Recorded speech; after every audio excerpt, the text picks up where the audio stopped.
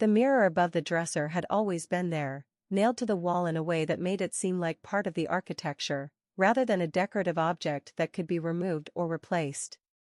It wasn't large, nor ornate, but it held a quiet presence in the room, the kind that made it easy to forget during the day, and impossible to ignore once the light grew dim and shadows began to stretch unevenly across the floor. It was on one of those late evenings, when silence settles like dust in the corners and the world feels unusually distant, that he noticed the first inconsistency.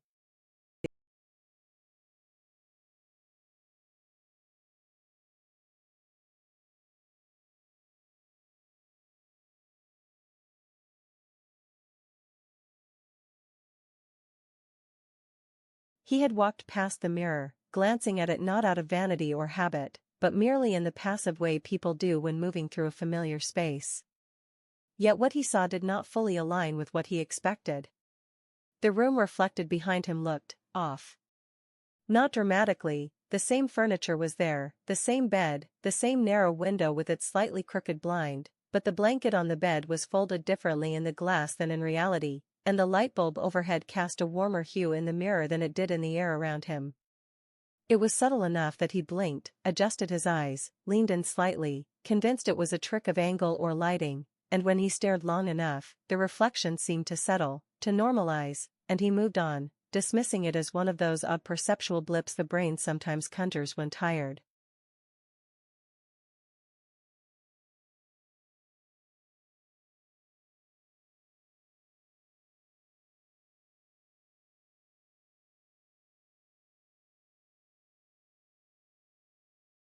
But the next night, it happened again.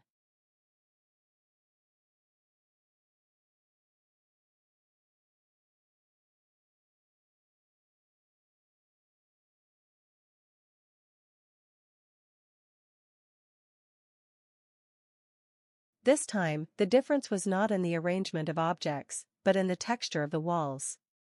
In the mirror, the paint looked smoother, cleaner, as if the surface had been recently redone, while in the room itself, the familiar scuff marks and faded spots remained. He stood in front of the mirror for several minutes, studying it, tilting his head, stepping side to side, trying to catch it reverting back or giving away its illusion, but it didn't. The reflection held firm.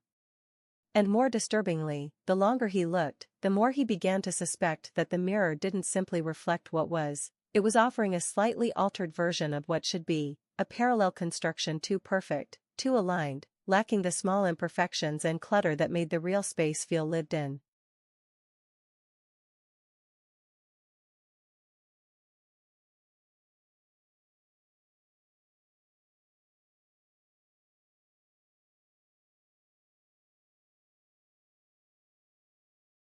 By the third evening, he couldn't sleep.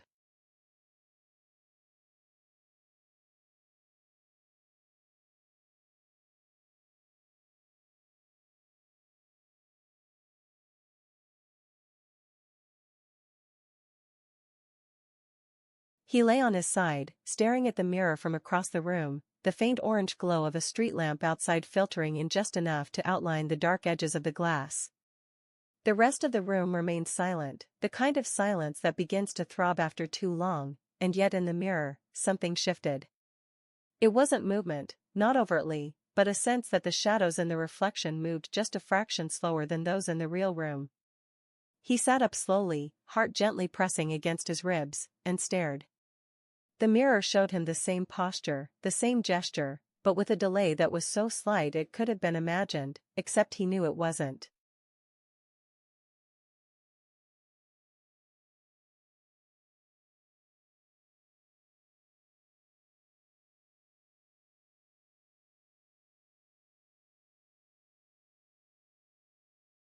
He didn't approach it that time. Instead, he pulled the blanket over himself, closed his eyes, and told himself he would check in the morning, with full daylight, and a rested mind, and all this would be proven to be the result of exhaustion, of accumulated anxiety, of spending too much time alone in a room that barely changed. But in the morning, the mirror looked perfectly normal again. Identical. Predictable. Harmless. Which, in a strange way, unsettled him more.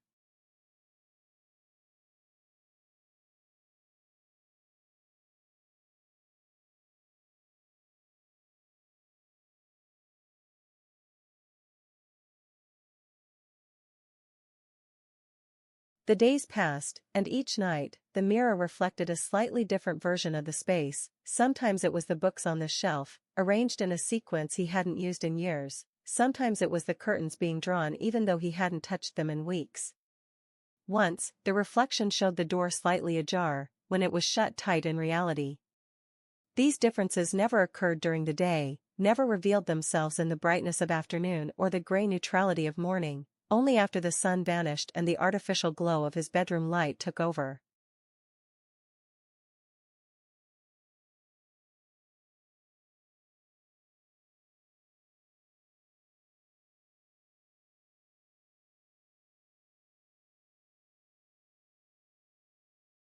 By the end of the week, he began leaving the light on all night, not because he feared the dark, but because he needed some kind of fixed point, something to keep his sense of normalcy tethered. But the mirror did not seem to care. With each passing night, the reflection grew not stranger, but more familiar in a way that was alien, as if the room within it was becoming more real than the one he occupied, more consistent in its logic, more stable in its design. He noticed that his own reflection seemed slightly different as well, not younger, not older, but less tired, perhaps, or simply more confident in its space. It stood straighter, moved more fluidly, held its gaze a bit longer before following his.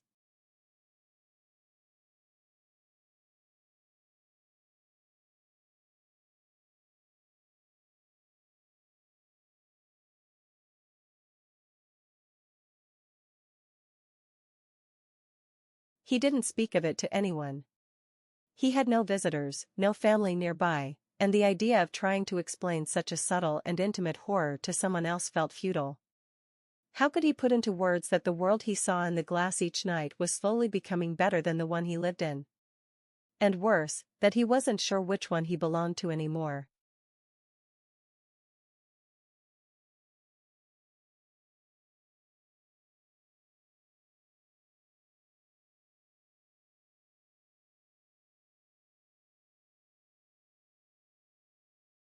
He had stopped approaching the mirror by the end of the second week, not out of fear of what he might see, but because he no longer trusted that the person staring back was truly his reflection. There was something subtly different about the eyes, not their color or shape, but the way they sat in the sockets, more alert, more present, more willing to witness something that perhaps had not yet happened but would, and when he walked past the glass, he could sense that the reflection lingered a moment longer than it should, like a performance that didn't end when the observer had left the stage, but continued in a quiet, patient rehearsal for something larger.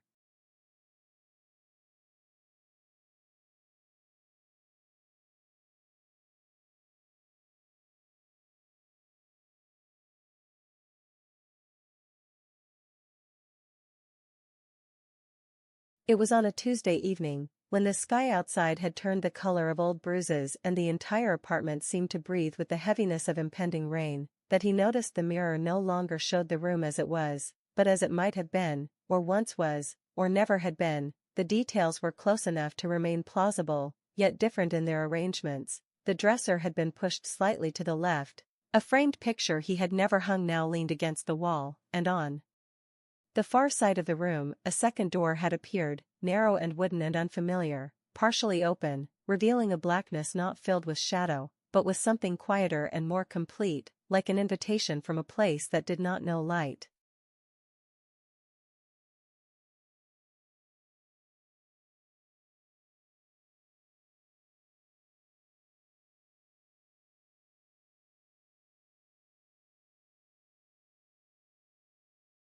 He stood still for a long time that night, not blinking, not even breathing fully, afraid that any movement might disrupt the fragile tether between the room he stood in and the one he could see, as if the mirror had stopped being a reflection altogether and had become instead a window, or worse, a threshold, not to a different place, but to a version of his own space that had continued evolving without him.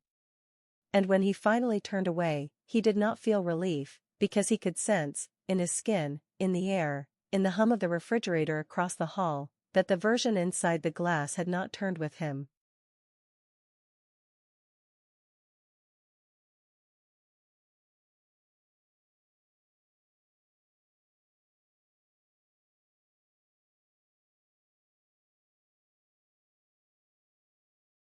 He began covering the mirror during the day with a sheet, carefully taped at the corners, not because he believed it would stop whatever was happening, but because he needed the illusion of privacy. Yet each night, without fail, he would return to the bedroom to find the sheet folded neatly on the floor, untouched by wind or gravity, as if removed by a hand that respected fabric but not intention. He stopped trying to cover it after the third time.